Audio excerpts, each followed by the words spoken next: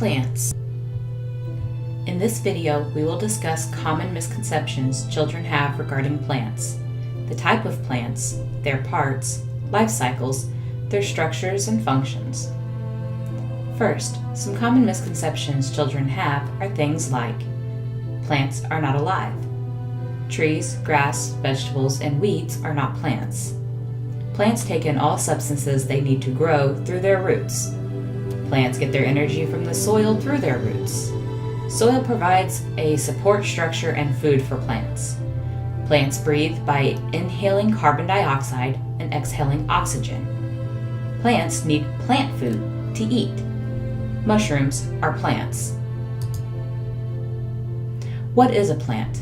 A plant is a multicellular, eukaryotic organism with cellulose-rich cell walls and chloroplast that has starch as its primary carbohydrate food reserve. Most are photosynthetic, mostly found on land, and autotrophic, meaning they make their own food.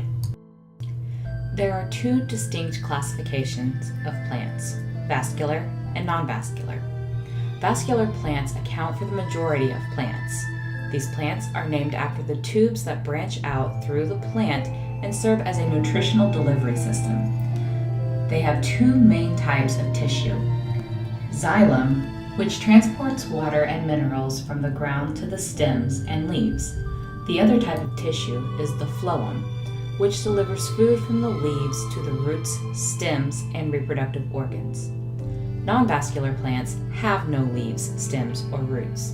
Because they lack these components, they grow close to the ground. They live and grow in pools of water and moist areas.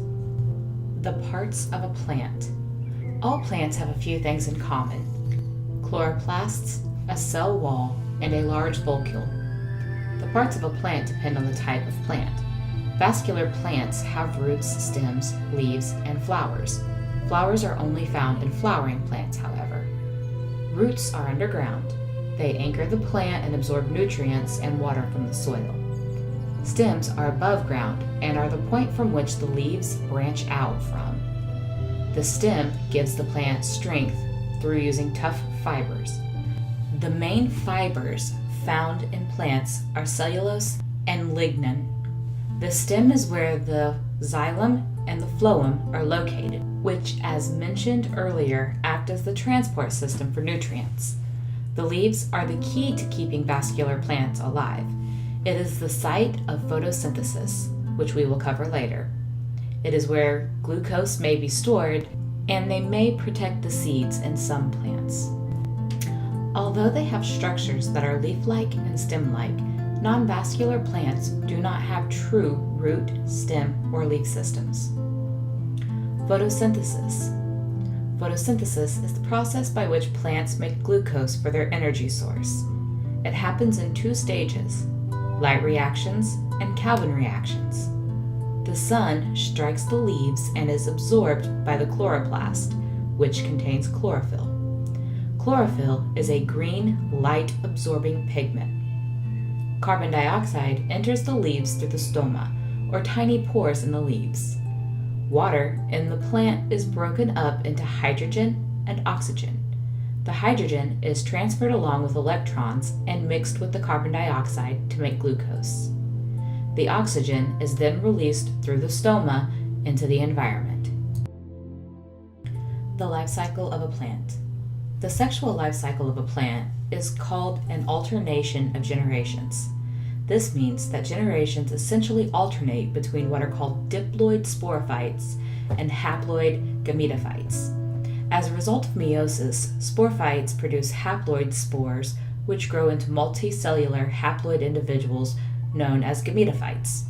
Spores are the first cells of the gametophyte generation. Gametophytes produce gametes as a result of mitosis. Male and female gametes then fuse together to form a zygote. That zygote then grows into a sporophyte, with the zygote being the first cell of the following sporophyte generation, thus forming a seed or spore. This completes the life cycle of the reproducing section of the plant. The life cycle of the plant begins when the seed or spore finds its way to the soil. Gravity, carbon dioxide, temperature, and light are key factors in the seed taking root and growing in the soil. The seed goes through a process called photomorphogenesis. They go from seed to seedling, during which the roots and stem forms while it works its way to the surface of the soil. Once it reaches the soil, the leaves form. The plant continues to grow as long as it is provided with all that it needs from the environment. It starts its reproductive cycle, spreads its seeds or spores, and eventually dies. Ways seeds are dispersed. The way seeds are dispersed is fairly simple. They may simply just fall from the plant. They can attach to animals and eventually fall off of them after time. Seeds may be eaten and travel through animal digestive systems. They may make travel by use of the wind, by water, and some plants can use tissues in their structures to launch their seeds. This concludes the basic introduction to plants.